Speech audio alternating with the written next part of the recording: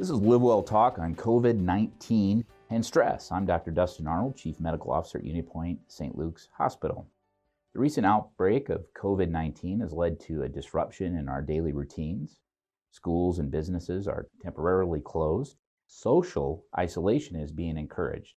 These changes can be difficult for some, may lead to symptoms of anxiety and depression. Joining me to discuss this topic today, as well as more about the COVID-19, is social worker Christy Aquino. Welcome. Thank you. You know, let's start by this imposed cabin fever that's going to develop. You know, fortunately, hopefully March comes in like the lion and leaves like a lamb, and so that people can get outside to some degree, you know, by themselves. What are some strategies to prevent stir crazy? Well, that's a good question. So yes, on Monday, right, we had these kids that were going on spring break, and now parents are told that they have to have kids home for 4 weeks. And even them are parents that I've had in my office over the last few days that are like, what are we going to do? And so some of those strategies that we've really talked about is really trying to engage with your kids again, right? Using this as an opportunity to play the board games that you haven't played in a long time, or cook or bake, or, you know, whatever those things were that maybe you used to do with them. Right. Regroup and do those again and use this as an opportunity versus a tragedy. We can't play board games in my house because we're so competitive that it just results in an argument. Yeah. You know, so we refrain from board games in our house, but we'll take some of that advice. You know, it is interesting, and a commentary on our society and the fact that we rely on the school system for daycare. We rely on the school system to feed our children during the day. Two working parents, single parent families. So it is a huge disruption when we do something like this, isn't it? Oh, it is huge. It is huge. You have, you know, parents are experiencing some anxiety and depression symptoms from the fact that not only are they going to have their kids home for 4 weeks, but how am I going to feed them? What if I can't get to work? You know, a lot of times it's the grandparents who watch the kids when school is not in session. So now we're being advised to not take our kids around the elderly or not exposing the elderly population to different things. So now who can watch them? You know, even I've heard people who have teenagers and college students at home, and they're like, well, I don't really want to, you know, subject my kids to watching other people's kids during this time, because what happens if, you know, they get something? And so it's just kind of it's a huge trickle down effect, you know, and people are trying to be very cautious, but at the same time, a lot of adults who are single parents, one income, you know, sometimes they work 2 and 3 jobs just to survive, right? Well, how am I going to feed my kids? How am I going to get to work? You know, there's a lot of barriers that people experience. This isn't unlike a snow day. You know, they're not going to plow the roads and it'll be over with tomorrow. You know, and you'll build a snowman and then go back to school. This is going to be extended. That's one of my fears, and I've mentioned that to other people, that I don't want us to get quarantine/isolation fatigue, and then because this virus will peak, will go down, and then will peak again. That's traditionally how viruses behave. And I don't want people with that second peak to just, you know, just say, hey, I've been doing this for 4 weeks, I'm not going to do this anymore, which I completely understand. You know, when I'm questioned about, should I go to a party? Should I go to a restaurant? You know, I say, well, you know, how many grandparents have to die before you're going to stay at home? You know, and I think that's important, because I think it's the younger people that will be the vector that transmit this virus. And you know, you're so right about the disruption to finances. You know, I would say 30% of the meetings that we're having in dealing with this are HR issues. You know, I mean, and they're complicated. They're not easy to fix. Right. Tom Richardson, who's a urologist, Dr. Tom Richardson, he was in my office late last night. We were talking about, because here at St. Luke's, we had postponed non-urgent surgeries to conserve on supplies, as well as reduce transmission. You know, he made a comment. He says, yeah, we're postponing them, but he's eventually going to do those cases. He's eventually going to have that income coming in. You know, so, I mean, and all the surgeons have just been awesome as far as stepping up and doing the right thing, and which is not a surprise. They're a great bunch of individuals. But he said that pizza parlor that nobody's going to tonight, they're not going to get that back. Right. You know? And I was told one time that the best restaurant is like 2 weeks away from closing. You know, 2 bad weeks, they close.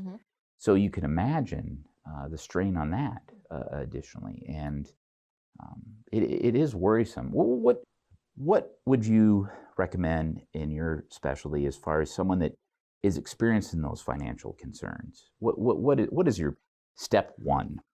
Well, I mean, even like for myself, I have a couple of college students that one works at a coffee shop. That's her source of income. I have another one who works at a restaurant. He supports himself. You know, that's his source of income. And, you know, it's really just I've been having conversations with them about being mindful about what you're spending, right? Because I think even on a day-to-day, we as Americans don't really realize the coffee that we're drinking or the extra snacks we're picking up or the vending machines and this and that. So, you know, being mindful of, okay, where can I cut? You know, restaurants closing are going to force us to eat at home more, right? So therefore that will help hopefully some with some economic changes in the home environment, but really just being sure that you're being mindful, you know, and watching those. We can't control that the restaurants are closed. You know, Right. We can't control some of the things that are going on. So we have to look at the things that we can control. That's probably good advice, you know, and realize that everybody's in this. But it's also a reminder for all of us to think about our neighbors. Correct. You know, and check on people, help out if you can. You know, I have teenage daughters that, you know, there's no reason why they can't help watch some children during the day, and I anticipate they will, because it's important. You know, I worry about the you know, our staff here at the hospital. That one, are they going to get sick and be out, and two, you know, their children. I mean, you have to take care of your children, and that's a big strain. I mean, you're probably recommending, well, here's what I'm saying: stay away from social media. You know, if you were not using Twitter for medical reference and medical advice prior to the pandemic, don't do it now. Right. You know, now's not the time to start using Twitter.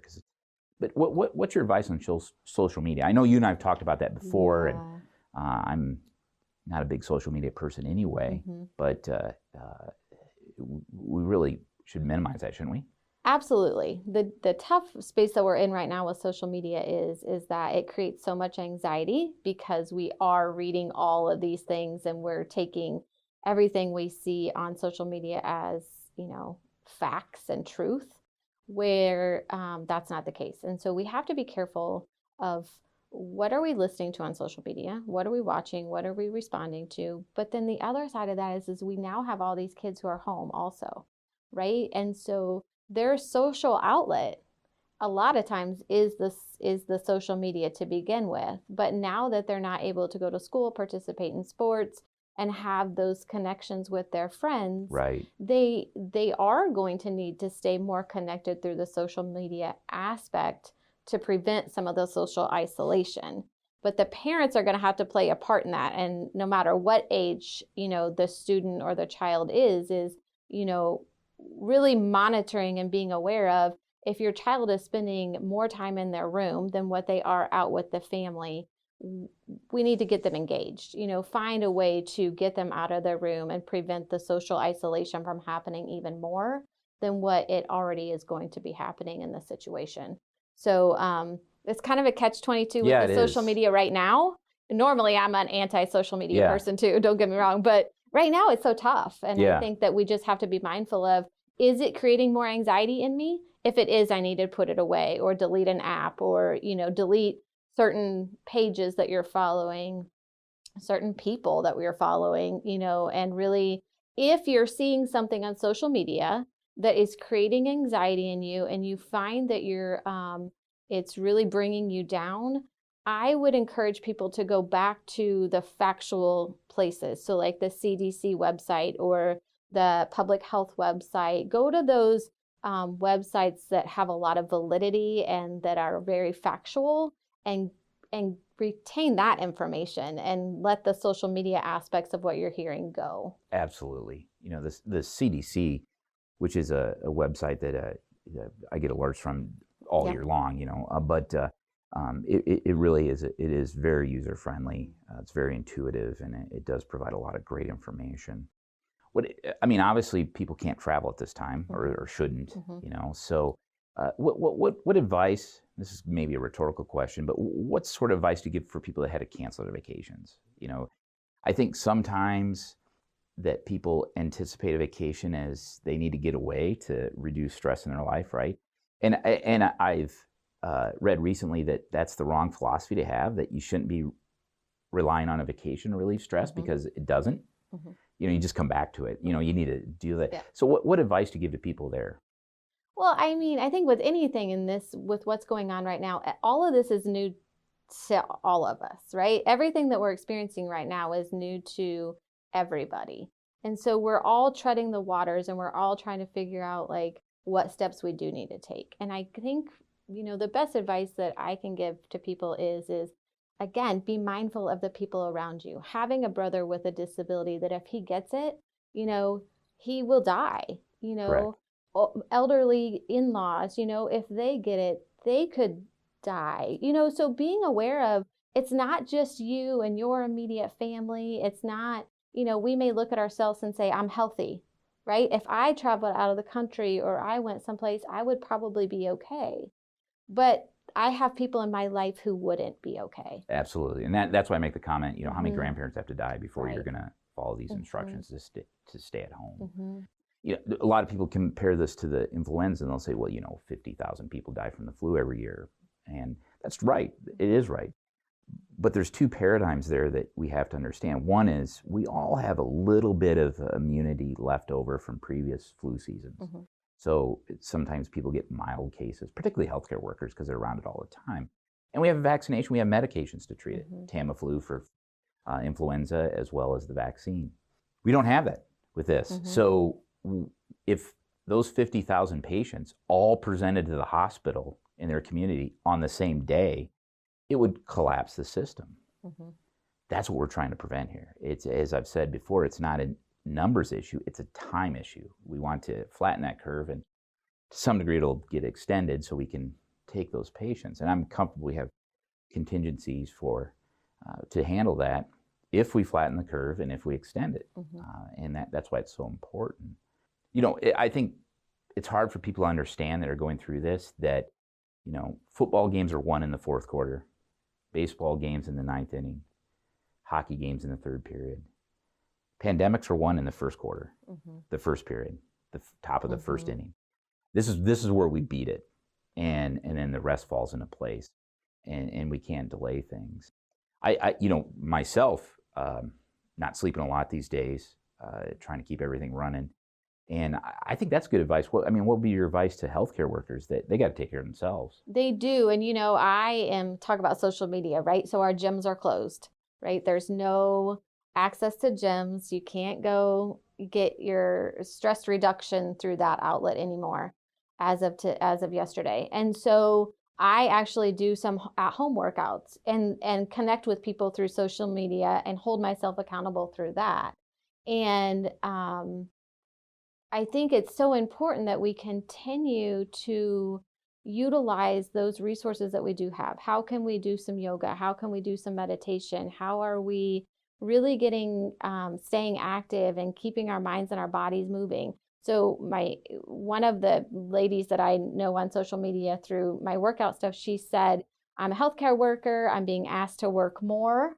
I may Absolutely. be I may not be accountable on here for a while. And the only thing I can do is encourage healthcare workers more than anybody to really make sure you're taking care of yourself, right? Because we all know when we get stressed and we're not sleeping well, that's when our immune system doesn't work properly. And that's when we start getting the illnesses all the illnesses are going around, And so we have to make sure that we're taking care of ourselves first and foremost, so that we can be the best for everybody around us.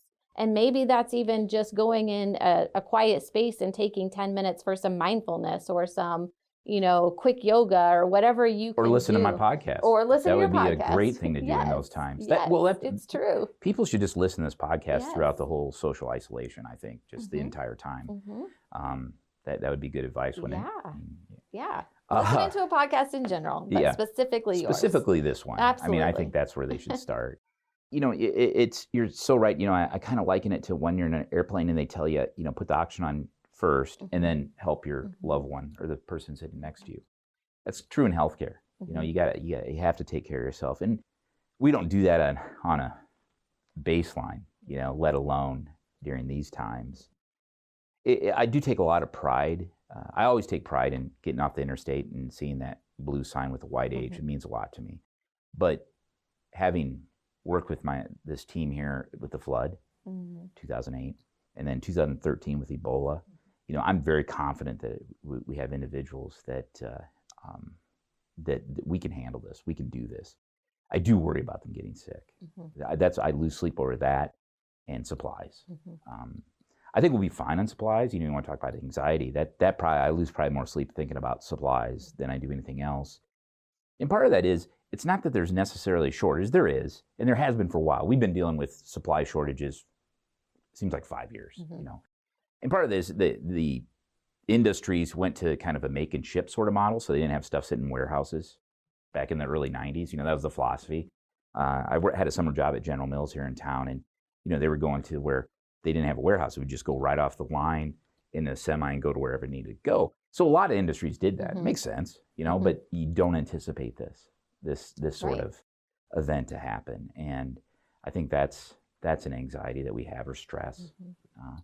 I think individuals are worried about, because they're reading social media, of course, that we don't have the capacity to care for these people. And as I've said unequivocally, if someone in Eastern Iowa needs a critical care bed, it'll be there. Between the 4 hospitals, St. Luke's, Mercy here in town, and Mercy One in Iowa City, and the University of Iowa, I have a call today with the chief medical officers. All 4 of us will talk, and we are sharing best practices and et cetera. And so that I think people worry about that. It's a good story on the news to say not enough ventilators, and it'll be fine from that standpoint. I do worry about the supplies. I do, and that's another reason why we should tell people don't hoard. Be mindful that other people need things as well. And that's something I hadn't really thought of, but just thinking about the social isolation, that check on people that can't get to the grocery store, right, Christy? Right. Yes, absolutely. And even like last night, I stopped at the store for something, and there's no bread, there's very little milk, there's, like the shelves, the canned goods, so be mindful of that too. Like if you already have, a fair share of, okay, I'm good for a week or 2, then be mindful of that. Like don't buy 5 loaves of bread because you can, somebody may be walking in to get a loaf of bread because that's the only meal they can feed their kids. That's all they can afford for the week, canned goods. Just make sure that you're being mindful of other people. Buy an extra, thing, a couple of things, and take them to your neighbor if you know that maybe they're struggling with kids at home. This is our opportunity, I think, to kind of shine as a community and society to bring back that helping others, right? And really thinking outside of ourselves. I think when we talk about healthcare workers a lot, we had this conversation yesterday, a group of us is, when we get into a helping profession, we really struggle with taking care of ourselves, right? We struggle with asking for help. Oh yeah, I can remember, being a first-year intern in Detroit and just being handed the code pager and say, "Hey, call if you need anything, but consider a sign of weakness." Right. I mean, so yes, that's the way we take it. Yeah, that is. It's a trial by fire. It's part of the profession. It's part of the.